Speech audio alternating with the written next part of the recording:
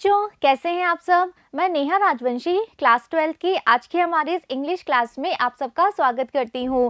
तो बच्चों आज इस क्लास में हम हमारी विस्तास बुक का एक न्यू चैप्टर स्टार्ट करने वाले हैं, चैप्टर 7, जिसका नाम है Evans tries and O level. और जो चैप्टर है बच्चों ये लिखा है कोलिन डेक्स्टर ने, तो ये राइटर है इस चैप्टर के। तो स्टार्ट करने से पहले थोड़ा सा हम बैकग्राउंड जान लेते हैं, समझ लेते हैं ये चैप्टर किस बारे में है। तो बच्चों जो नाम है इवेंट्स, ये नाम है एक प्रिजनर का, ये एक जेल का कैदी था और ये क्या करता है, ये ओ लेवल के एग्जाम देने की ट्राई करता है। ओ लेवल बच्चों एक एग्जाम का नाम था। जो ये कैदी है इवांस, ये जर्मन लैंग्वेज सीखता है जेल में रहते हुए, और ये जर्मन लैंग्वेज सीखने के बाद उसका जो एक बेसिक एग्जाम होता है ओ लेवल का एग्जाम, वो एग्जाम में देने की ट्राई करता है। लेकिन बच्चों ये जो कैदी है इवांस, ये बार बार जेल से भाग जाता है, बार बार जेल से भागने की कोशिश करता है। और ये जो एग्जाम है ये भी इस एग्जाम को सिंसियरली नहीं दे रहा, ये इंटरेस्टेड नहीं है जर्मन लैंग्वेज में, बल्कि ये एग्जाम भी सिर्फ एक उसके प्लान का पार्ट था जेल से भागने का। तो वो एक बार फिर से प्लान बनाता है जेल से भागने के लिए, और उसी प्लान के अकॉर्डिंग वो ये एग्जाम देने की ट्राई कर रहा है। तो बच्चों वो किस तरह से अपना प्लान बनाता है, उसे कैसे एग्जीक्यूट करता है, और क्या वो सक्सेसफुल हो जाता है जेल से भागने के लिए, या फिर उसको पहले ही पकड़ लिया जाता है, ये सब हम पढ़ेंगे इस चैप्टर में, हम जानेंगे क्या होता है। तो चलिए स्टार्ट करते हैं हमारा chapter events tries and O level. Dramatic personae, तो बच्चों ये चैप्टर एक प्ले की तरह, एक ड्रामा की तरह लिखा गया है। तो सबसे पहले हमें बताए गए हैं कैरेक्टर्स, कौन कौन से कैरेक्टर्स हैं इस ड्रामा में। तो देखते हैं the secretary of the examination board, तो सबसे पहला कैरेक्टर है जो एग्जामिनेशन बोर्ड था उसके सेक्रेटरी का। The governor of HM prison Oxford, इसके बाद हमने पढ़ा था इवेंट्स एक प्रिजनर था, एक कैदी था, जेल में रहता था। तो जिस जेल में ये रहता था उस जेल का नाम था HM प्रिजन ऑक्सफोर्ड। तो उस जेल के जो गवर्नर है वो हमारे नेक्स्ट कैरेक्टर है।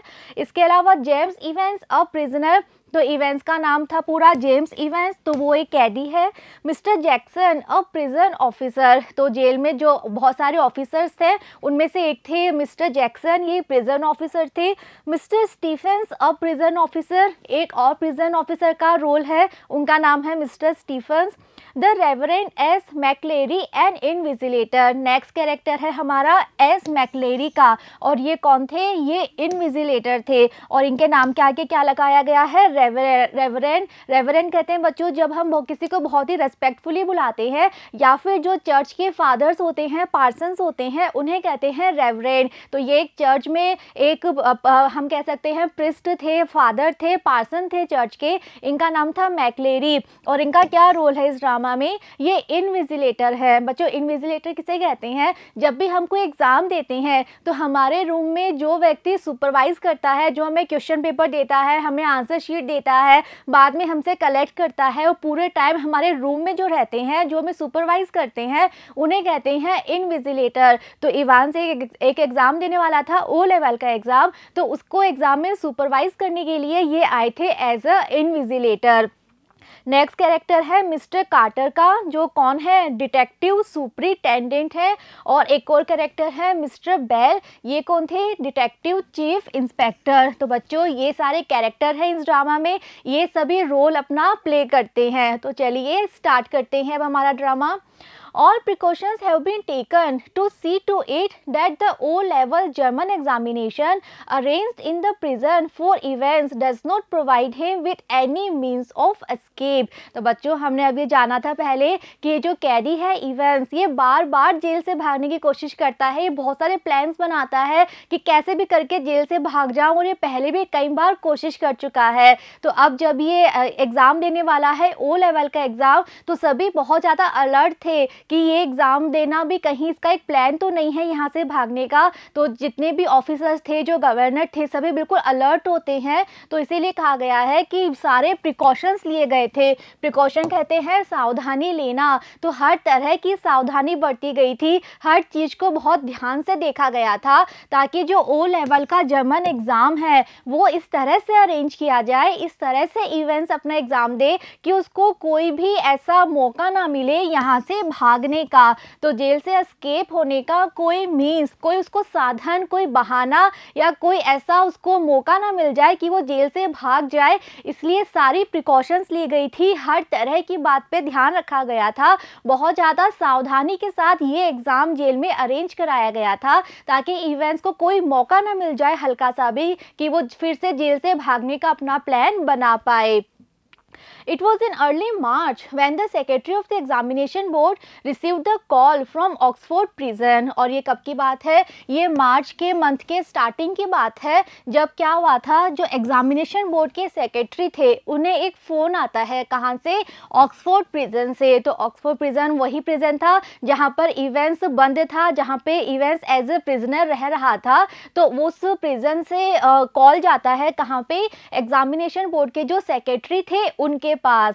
It's a slightly unusual request governor, but I don't see why we shouldn't try to help just the one fellow you say. तो जेल से, प्रिजन से फ़ोन किसने किया था, जो प्रिजन के गवर्नर थे उन्होंने फ़ोन किया था। किसे किया था, एग्जामिनेशन बोर्ड के सेक्रेटरी को किया था। उन्होंने फ़ोन करके बताया कि हमारे जेल का एक कैदी है जिसका नाम इवेंट्स है, वो ओ लेवल का जो एग्ज़ाम होता है जर्मन लैंग्वेज का, वो एग्ज़ाम वो देना चाहता है। तो ये बात उन्होंने एग्जामिनेशन बोर्ड के सेक्रेटरी को बताई थी। तो वो सुनने के बाद सेक्रेटरी क्या कहते हैं कि आपकी जो रिक्वेस्ट है, कौन सी रिक्वेस्ट, कि आप जेल के एक कैदी को एग्ज़ाम दिलवाना चाहते हो और आप चाहते हो कि हम जेल में एग्ज़ाम अरेंज करवाएं। तो ये जो आपकी रिक्वेस्ट है ये स्लाइटली यानी थोड़ी सी, हल्की सी अनयूजुअल है। अनयूजुअल यानी अजीब है, ये एक रेगुलर रिक्वेस्ट नहीं है, बहुत ही असाधारण रिक्वेस्ट है ये, क्योंकि नॉर्मली हम ऐसा नहीं करते, हम जेल में एग्ज़ाम कंडक्ट नहीं करवाते। तो आपकी जो रिक्वेस्ट है कि हम आपके जेल में एग्ज़ाम अरेंज करवाएं,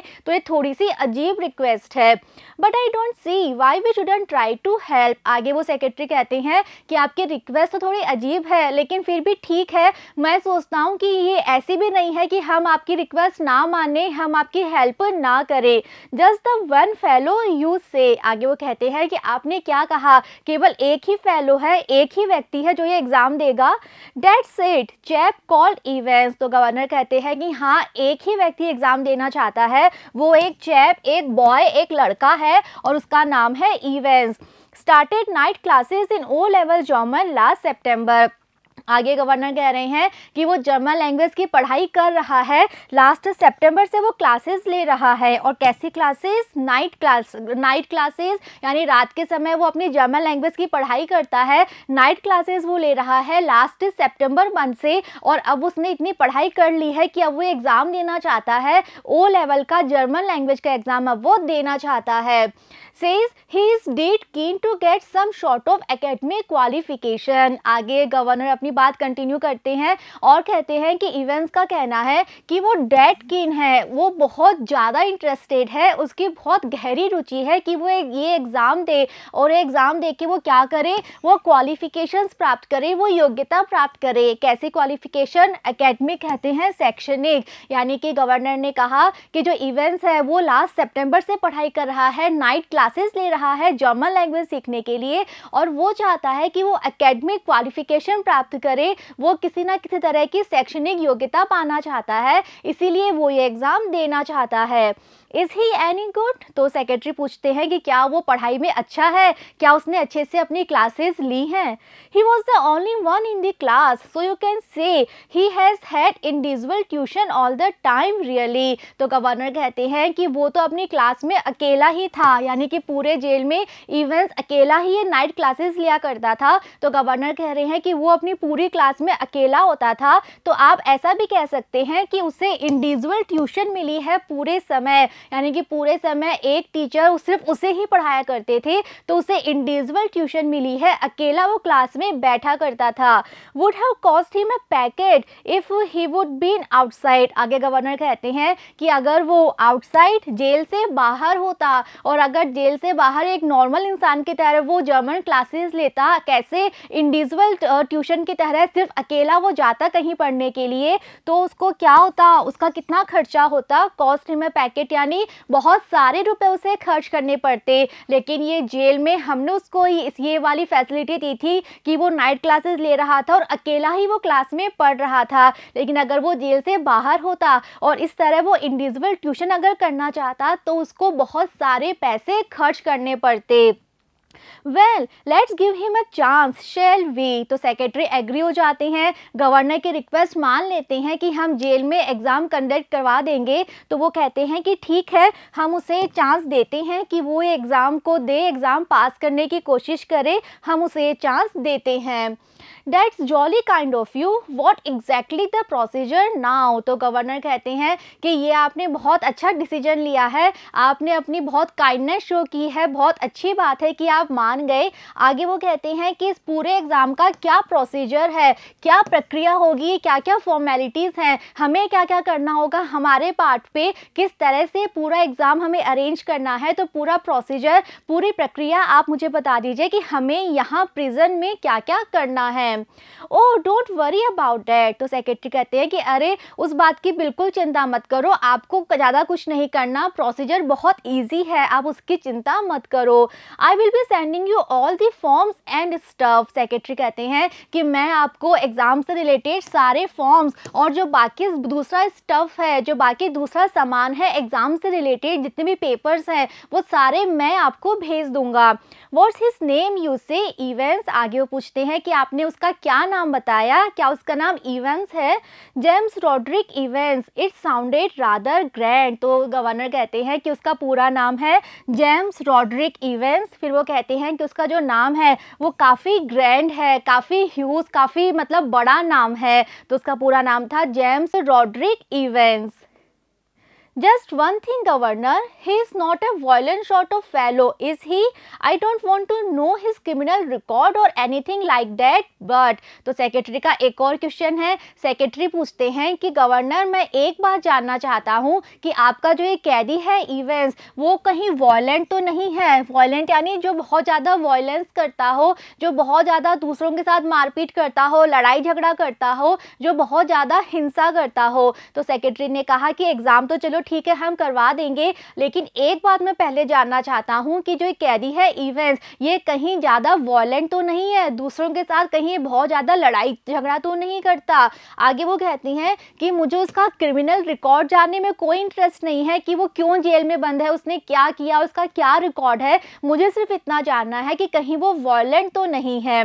no there is no record of violence. तो गवर्नर कह रहे हैं कि नहीं, उसने जेल में रहते हुए ऐसा कोई काम नहीं किया जिसके बेस पे मैं कह सकूं कि उसकी हाँ उसका कोई वायलेंस का रिकॉर्ड है, ऐसा उसने कुछ नहीं किया। जेल में उसने कभी भी हिंसा नहीं की।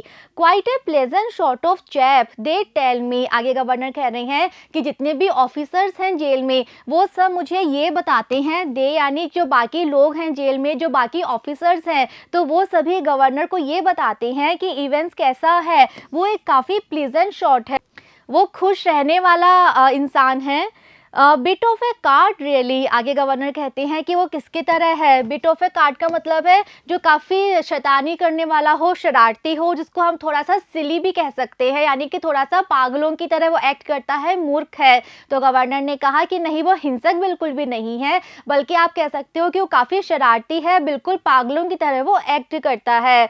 One of the stars at the Christmas concert. आगे गवर्नर कहते हैं कि हमारे जेल में जब जब भी क्रिसमस सेलिब्रेशन होता है, क्रिसमस कॉन्सर्ट होता है, तो वो उसमें हमेशा वो परफॉर्म करता है और पूरे कॉन्सर्ट का वो स्टार होता है, यानी वो स्टार परफॉर्मर होता है, बहुत अच्छे से वो पार्टिसिपेट करता है और बहुत अच्छी परफॉर्मेंस वो हर बार क्रिसमस कॉन्सर्ट में अपनी देता है।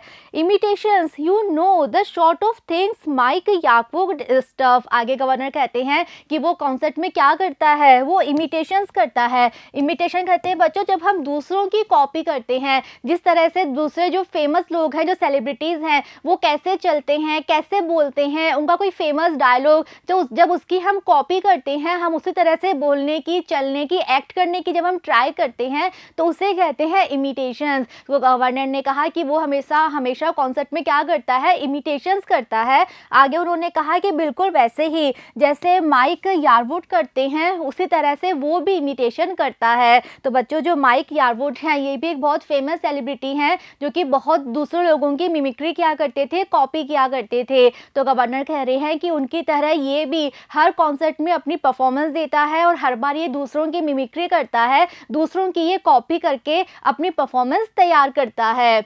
No he is just a congenital kleptomaniac that's all. तो गवर्नर अपनी बात आगे करते हुए कहते हैं कि वो बिल्कुल भी वायलेंट नहीं है, बल्कि वो तो सिर्फ क्या है, कंजेनिटल कहते हैं बाय बर्थ, जन्म से ही। यानी उन्होंने कहा कि जन्म से ही उसको एक प्रॉब्लम है। क्या प्रॉब्लम है? क्लेप्टोमैनी कहते हैं जिसे चोरी करने की हैबिट पड़ जाए। तो गवर्नर कहते हैं कि इसको और कोई प्रॉब्लम नहीं है, ये हिंसा नहीं करता, बल्कि इसको तो बाय बर्थ ही चोरी करने की आदत है। तो इसीलिए ये जेल में बंद है, ये बार बार चोरी करता है और ये हैबिट इसको बर्थ से है, जन्म से ही इसको ये आदत थी कि ये बार बार चोरी करता है। The governor was tempted to add something else but he thought better of it. इतना करने के बाद गवर्नर सोचते हैं कि वो और भी कुछ बोले, वो इवेंट्स के बारे में और भी कुछ बताना चाहते थे, लेकिन बाद में वो सोचते हैं कि नहीं, वो इतना ही बताएंगे, वो आगे नहीं बोलेंगे।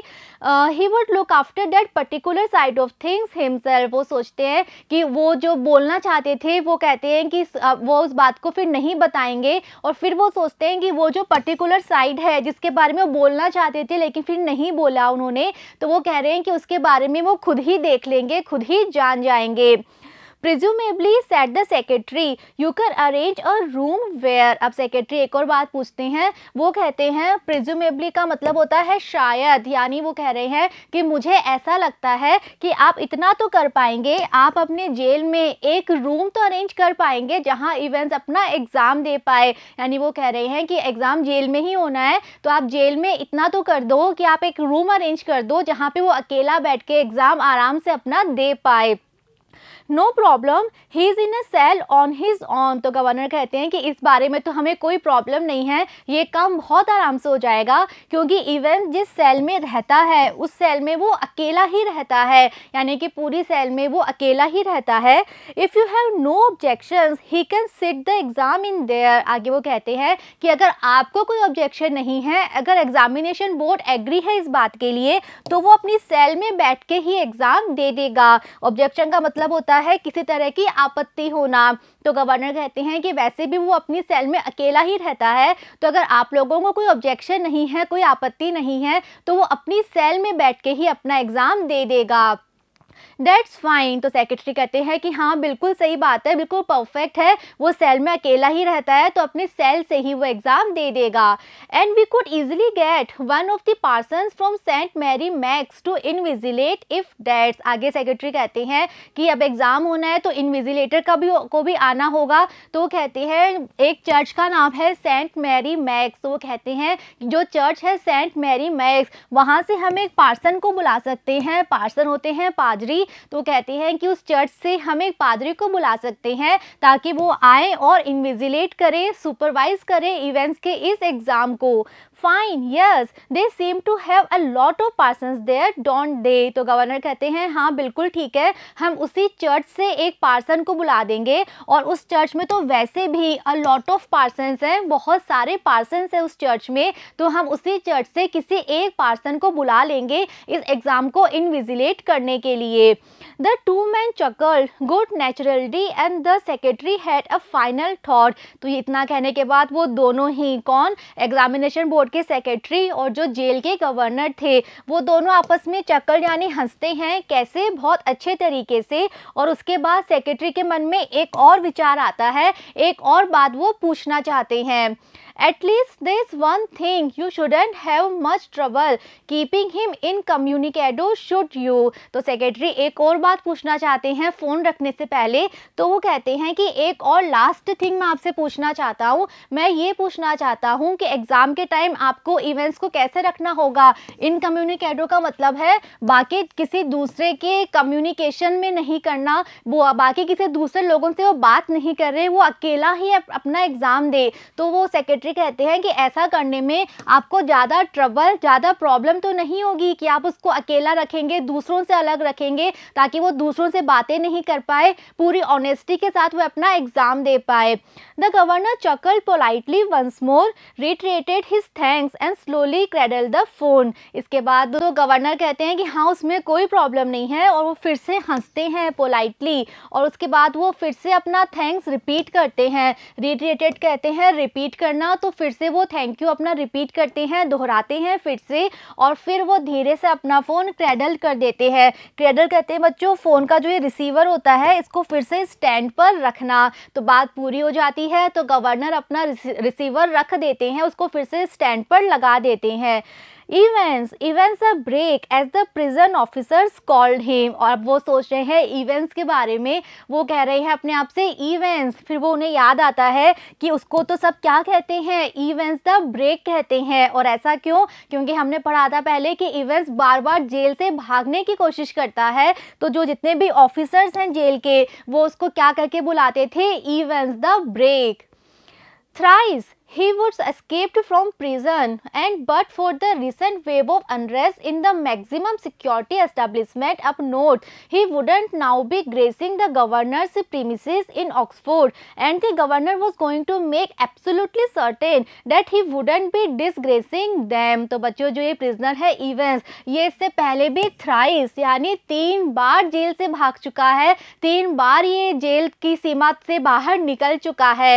लेकिन अब क्या कर दिया है, अब जहां वो रहता है वो जेल के नॉर्थ साइड में रहता है, उसकी जो सेल है वो कहाँ है, नॉर्थ साइड में है। और उसकी सेल किस तरह की है, जहां जेल का मैक्सिमम सिक्योरिटी है, सबसे ज़्यादा सिक्योरिटी जो है गवर्नर ने उसी एरिया में लगा रखी है जहां इवेंट्स की सेल है, क्योंकि वो पहले भी 3 बार भाग चुका है जेल से, इसीलिए गवर्नर ने अब उसके एरिया को सबसे ज़्यादा सिक्योर कर रखा है, सबसे ज़्यादा सिक्योरिटी उन्होंने वहाँ पर लगा रखी है। तो इसीलिए अब गवर्नर को लगता था कि अब जो ऑक्सफोर्ड जेल की प्रीमिसेस है, प्रीमिसेस कहते हैं सीमाएं, बाउंड्री, तो अब गवर्नर को लगता था कि अब इवेंट्स इस बाउंड्री से बाहर नहीं जा पाएगा, अब वो जेल की सीमा से बाहर नहीं जा पाएगा। और इसके अलावा जो गवर्नर थे वो पूरी तरह से श्योर होना चाहते थे कि इस बार इवेंट्स को ऐसा कोई मौका ना मिले कि वो जेल की सीमा से बाहर चला जाए और उन सब के लिए वो डिस्ग्रेस लेके आ जाए, उन सबको वो बदनाम कर दे कि गवर्नर के होते हुए वो फिर से भाग गया, चौथी बार वो फिर से भाग गया, तो सबकी बदनामी हो जाएगी। तो ऐसा गवर्नर नहीं चाहते थे, तो बिल्कुल एब्सोल्युटली सर्टेन थे, बिल्कुल श्योर थे कि अब ऐसा कोई मौका इवेंट्स को नहीं देना है कि वो फिर से जेल से भाग जाए और फिर से वो हम सबको डिस्ग्रेस कर दे, हम सबको वो बदनाम कर दे।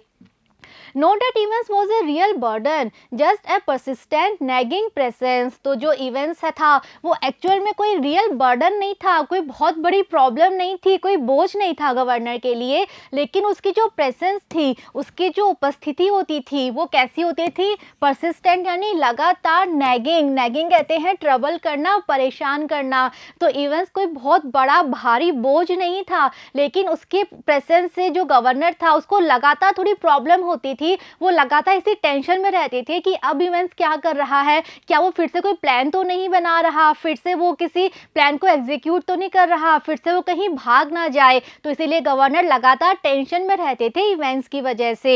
ही would be all right in Oxford though the governor would see to that, would see to it personally. और गवर्नर इस बात को पर्सनली देखा करते थे, पर्सनली वो हर चीज़ को, हर सिक्योरिटी को खुद चेक करते थे कि सारी चीज़ें अब बिल्कुल ठीक है ना, क्योंकि वो चाहते थे कि अब इवेंट्स ऑक्सफोर्ड में, जो ऑक्सफोर्ड जेल है, उस जेल में वो बिल्कुल सही तरीके से रहे, अब वो यहाँ से फिर से ना भाग जाए। तो अब जो गवर्नर थे वो खुद बिल्कुल अलर्ट थे, हर चीज़ की वो खुद ही जांच किया करते थे, सबसे ज़्यादा सिक्योरिटी उन्होंने वहाँ लगा रखी थी और उस सिक्योरिटी को सुपरवाइज भी वो पर्सनली किया करते थे, खुद एक एक चीज़ वो चेक किया करते थे।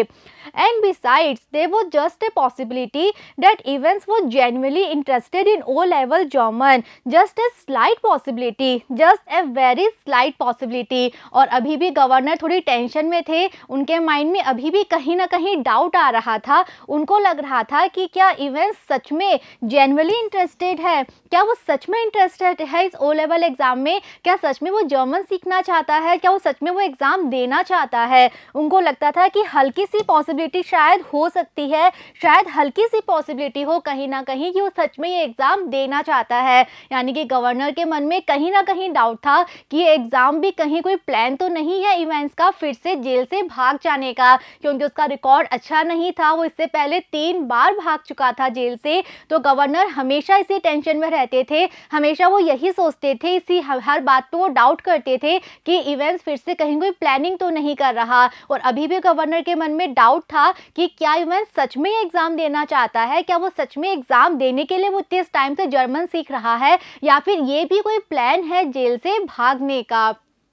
At 8:30 p.m. on Monday 7 June, even German teacher shook him by the hand in the heavily guarded recreational block just across from D wing. अब बच्चों मंडे का दिन था और मंडे को डेट थी 7 जून और टाइम था 8:30 p.m. यानी कि रात के 8:30 हो रहे थे, रात के 8:30 बज रहे थे 7 जून मंडे को। तब क्या होता है, जो इवेंट्स के जर्मन टीचर थे, अब इवेंट जर्मन लैंग्वेज सीख रहा था, तो जो टीचर थे वो जेल में आके क्लासेस देते थे और हमने पहले पढ़ा था नाइट क्लासेस लेता था, रात के समय लेता था, तो इसीलिए रात का 8:30 हो रहे थे। तो 8:30 के समय जो इवेंट्स के जर्मन टीचर थे वो क्या करते हैं, इवेंट्स का हाथ मिलाते हैं। और कैसे मिलाते हैं, उस रिक्रिएशनल ब्लॉक में जो कि हैवीली गार्डेड था। और ये रिक्रिएशनल ब्लॉक कहाँ था, जो डी विंग थी जेल की उसके सामने, यानी कि जेल में जो इवेंट्स की सेल थी वो कहाँ थी, डी विंग में थी। और डी विंग के सामने एक रिक्रिएशनल ब्लॉक था। रिक्रिएशनल ब्लॉक कहते हैं बच्चों एक ऐसा ब्लॉक जहाँ पे सारे एंटरटेनमेंट के साधन होते हैं, यानी कि अगर जेल में लाइब्रेरी है या टीवी लगा हुआ है या कुछ स्पोर्ट्स एरिया है, गेम्स एरिया है, तो वो सारा कहाँ होता है, रिक्रिएशन ब्लॉक में होता है। और जो इवेंट्स की क्लासेस होती थी, जर्मन क्लासेस, वो क्लासेस भी वो यहीं लिया करता था, रिक्रिएशनल ब्लॉक में लिया करता था। तो उसी रिक्रिएशनल ब्लॉक के बाहर जो उसके जर्मन टीचर हैं वो उसका हाथ मिलाते हैं। ग्लटन ग्लग हर इवेंट्स, तो और वो हाथ मिला के इवेंट्स को क्या कहते हैं, ग्लटन ग्लट हर इवेंट्स। बच्चों ये जर्मन लैंग्वेज के वर्ड हैं, तो इवेंट समझ नहीं पाता तो वो कहता है पार्डन, वो वापस अपने टीचर को कहता है पार्डन, एक्सक्यूज मी, वो फिर से कहता है रिपीट करने के लिए। I said good luck for tomorrow. तो जर्मन टीचर फिर इंग्लिश में बोलते हैं, वो कह रहे हैं कि मैंने कहा था गुड लक, कल जो तुम्हारा एग्ज़ाम है उसके लिए मैं तुम्हें गुड लक दे रहा हूँ।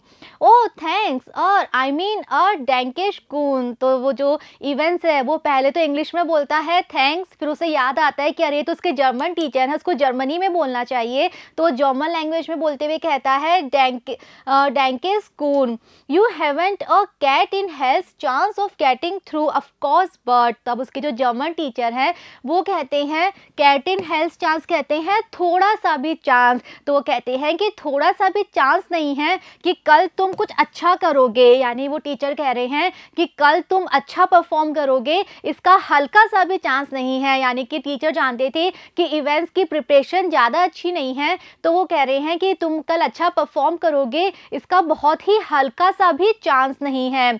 आई मे सरप्राइज एवरीबडी सैड इवेंट्स। तो इवेंट्स कह रहा है कि हो सकता है आपको ऐसा लगे, लेकिन मैं बहुत अच्छा परफॉर्म करूँगा और अपनी परफॉर्मेंस से मैं हर किसी को सरप्राइज कर दूंगा, हर कोई सरप्राइज हो जाएगा मेरी परफॉर्मेंस से, इतना अच्छा मैं कल परफॉर्म करूँगा। तो बच्चों यहाँ पे जर्मन टीचर और इवेंट्स के बीच की जो बात है ये हमें आगे जब हम चैप्टर जैसे जैसे पढ़ेंगे हमें समझ में आएगी कि ये एग्ज़ाम एक्चुअल में क्या था, क्या इवेंट सच में एग्ज़ाम में इस लैंग्वेज में इंटरेस्टेड था या फिर ये सिर्फ उसका एक प्लान था। तो बच्चों हमें आगे अच्छे से समझ में आए इसके लिए हम यहीं जान लेते हैं, मैं आपको यहीं क्लियर कर देती हूँ कि ये जो एग्ज़ाम है ये सिर्फ एक बहाना है, ये भी इवेंट्स का एक प्लान था जेल से भागने के लिए। और जो इसके जर्मन टीचर हैं जो कि जेल में आया करते थे जर्मन क्लासेस देने के लिए, ये भी इसी प्लान का एक पार्ट है, ये भी इवेंट्स के साथ मिले हुए हैं। तो यहाँ ये जो बातें कर रहे हैं, टीचर बोल रहे हैं ना कि कल तुम्हारे लिए बहुत कम चांस है, और इवेंट्स कह रहा है मैं सबको सरप्राइज कर दूंगा।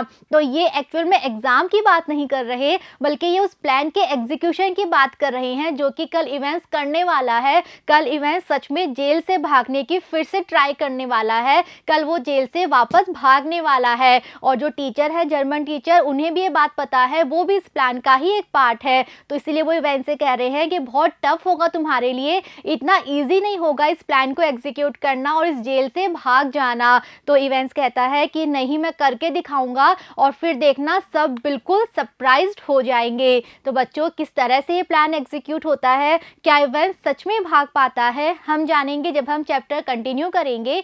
सी you in the next video. Thank you.